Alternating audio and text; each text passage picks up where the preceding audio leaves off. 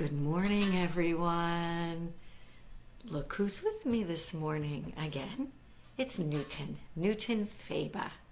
Faba is my married name. So my son is William Faba, and I am Cheryl Faba, but known as Cheryl McGinnis. Good morning, Jacob. Jacob, here's Newton's toy for the day. It's the bunny. Yay! Newton loves the bunny. So I want to tell you guys a little bit about yesterday. Yesterday was a really fun day. I worked for a long time at Sprint good morning, Mom. Good morning, Phyllis. Jacob Phyllis is joining us. Hi, Christina. So when I first started the curating the Flatiron project at Sprint, I worked with this amazing man, Patrick Robichard. He is the brainchild behind the Flatiron Prow Art Space, and he and I worked together for 5 years. And he approached me recently, and he's working for an organization that's like a Make-A-Wish Foundation. And anyway, we were so excited because there was a mother and her son who came to New York to see The Lion King, and they wanted to go backstage. And so we got to take them backstage yesterday. And Jelani Remy, who plays Simba, was just the most wonderful, lovely person, and brought us backstage and showed us all the props, and he allowed us to take pictures. And because of Patrick and Jelani, we really made somebody's trip to New York really, really special, and that was really a great day. I really enjoyed that. And what Mary and George, the mother and son who went backstage at the Lion King, what they were telling me about what they were doing in New York was they went to the Met, they went to the Natural History, and to the Guggenheim. And they're from Kansas City. And I said, well, they just hit the best spots.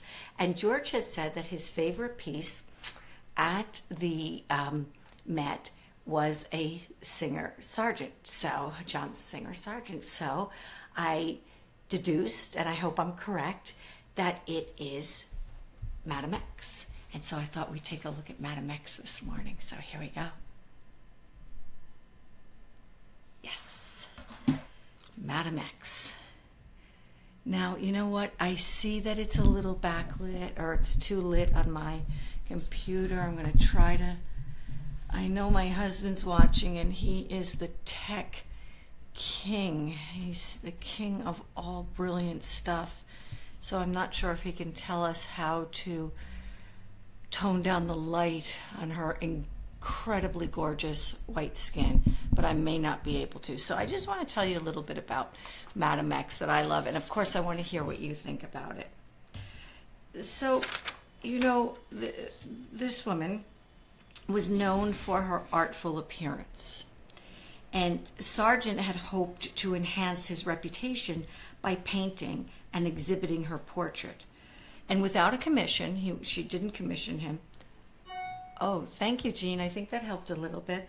Without a commission, but she was complicit in the sitting. He emphasized her daring personal style. She was known around Paris. She had this, I guess they call it a personal style then. To me, she probably was this very artistic woman with a tremendous flair and personality. And I'm sure that so many people were whispering behind her back about her style and everything that was so glamorous and wonderful and daring and courageous about her, as people often will do with people that intimidate them. There's a lot of chatter and talk, and it's not always nice. So he really wanted to emphasize this personal style of hers, because you can imagine it was pretty rare for the day. And he painted her right strap of her gown slipping from her shoulder. He exhibited at the Salon of 1884, and the portrait received more ridicule than praise, as one could imagine. So he repainted the shoulder strap. What you see, she has 2 shoulder straps here. And he kept the piece for 30 years in his own personal collection. And then he eventually sells it to the Metropolitan Museum of Art, but he asks that her name be disguised, hence Madame X. And I just think it's so interesting that we look at this, and when looking at art, it's always easy to look at it from our perspective and say it doesn't seem as shocking, or it doesn't seem new, or it doesn't.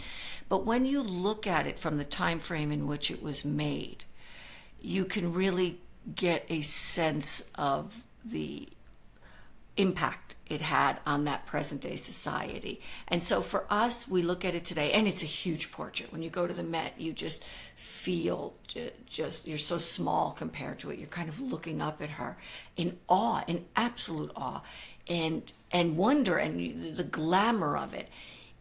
And yet we look at it today as a demure, beautiful woman who is anything but scandalous. But at the time, she was considered that, and so tongues wagged, as they say.